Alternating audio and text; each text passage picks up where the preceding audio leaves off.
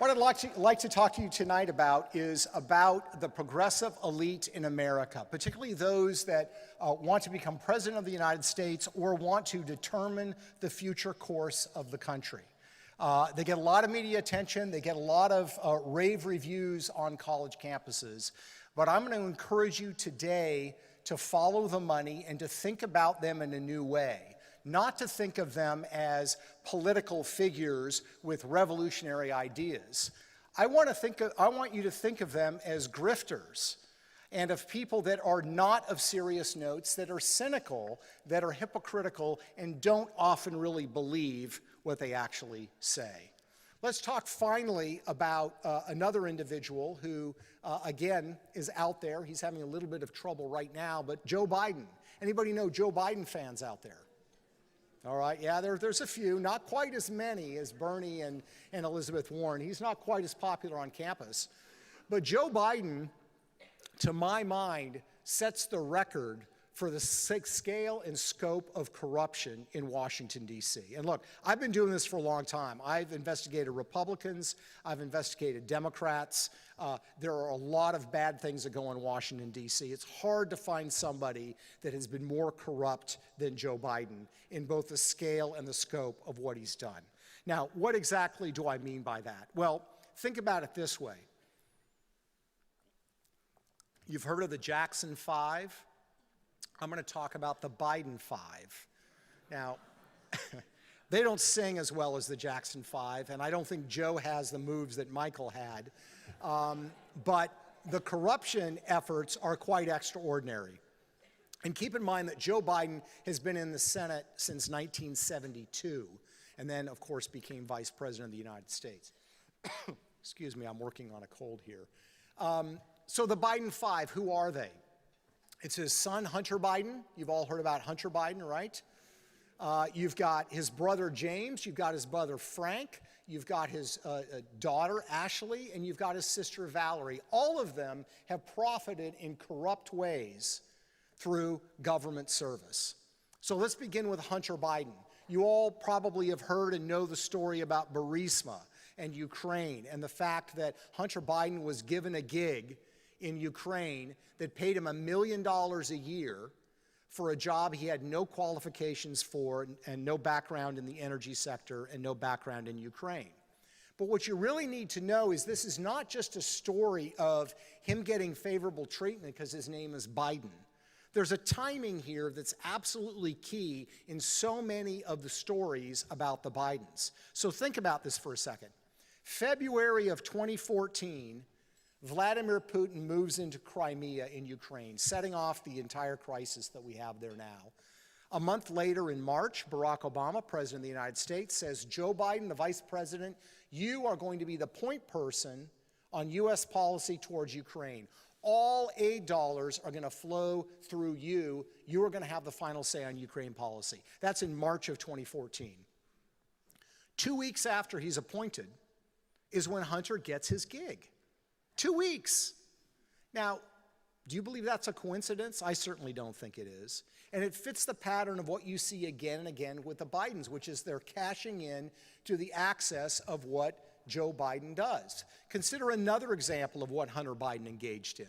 And that's in December of 2013, he flies with his father on Air Force Two to Beijing, China. Joe Biden meets with communist officials for 3 days.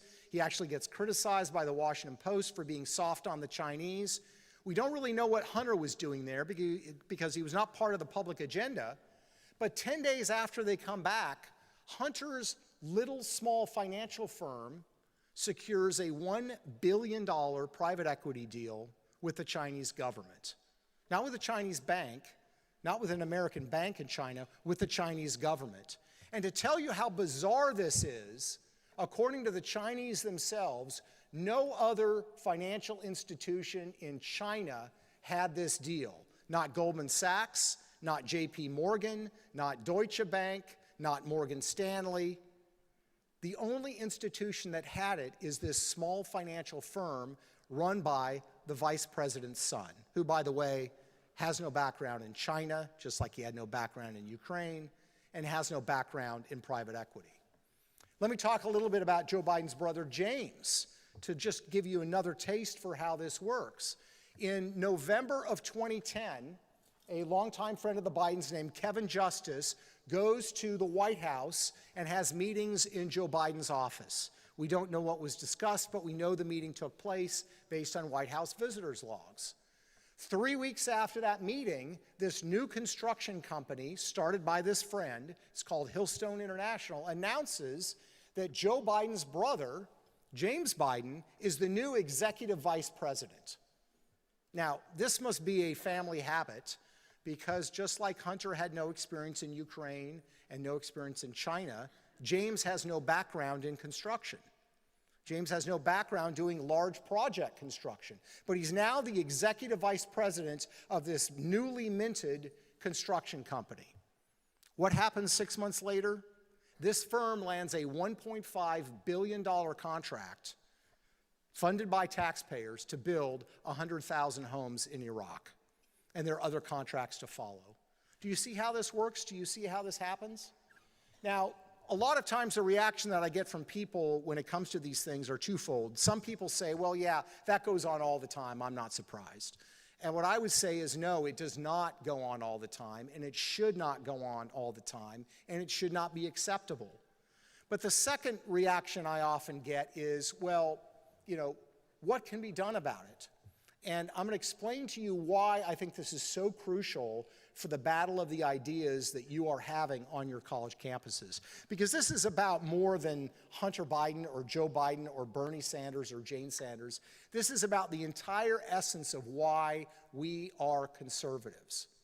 There's an old saying, originally people believe it might have been Jefferson that said it, certainly Ronald Reagan picked it up, and he said, the extent to which government can do something for you, it can do something for you. I'm sorry, to the extent government can do something for you, it can do something to you. I would add to that, to the extent that government can do something for you or to you, it can help make a politician rich. Meaning, the size of government is all about corruption. The bigger government gets, the more corrupt it is going to become. And this is what human history teaches us, right? This is why we are told absolute power corrupts absolutely. They are inherently linked. So the problem you have today with progressives on college campuses, they fail to recognize this. They talk about corruption. Bernie Sanders talks about corruption all the time. Elizabeth Warren talks about corruption all the time. But they have no solution for it because the inherent problem with corruption is the power, the size, and the scope of government. And the only way you can deal with corruption is by limiting its power. Now,